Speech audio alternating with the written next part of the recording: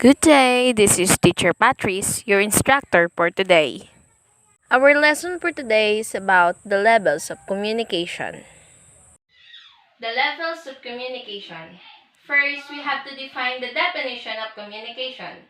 Communication, by the way, is the act or the process of using words, sounds, signs, or behaviors to express and exchange an information. It is also about expressing your ideas, thoughts, and feelings. For example, is calling a friend on the telephone and having a discussion and sending a text message. There are 5 levels of communication. Those are verbal, physical, auditory, emotional, and energetic.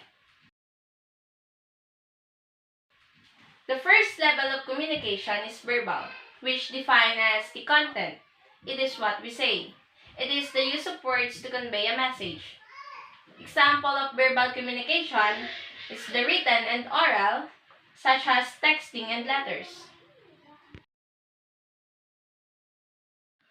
The second level of communication is physical. It is also termed as the nonverbal communication. The physical or the nonverbal communication is a form of communication where the symbols, signs, and gestures are used. In this type of communication, we use a sign language. It includes the body posture when you're speaking, the eye contact, the facial expression, the touch, and many more. The auditory is the third level of communication, where it is focused on the tone, volume, and speed of speech and sounds.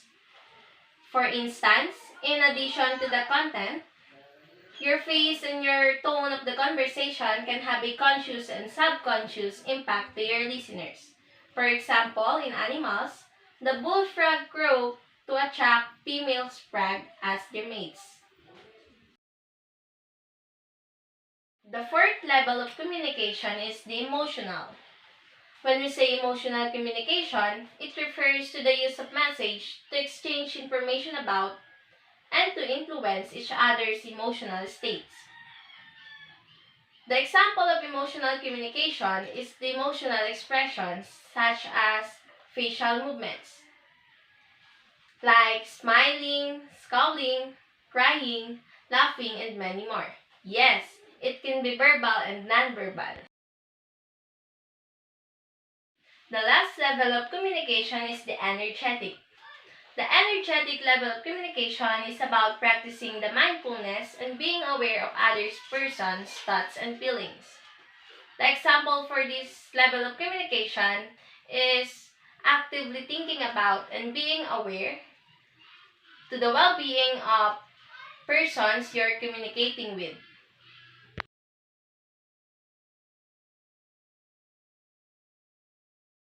The importance of the level of communication is that communication has important management function closely associated with all others managerial functions.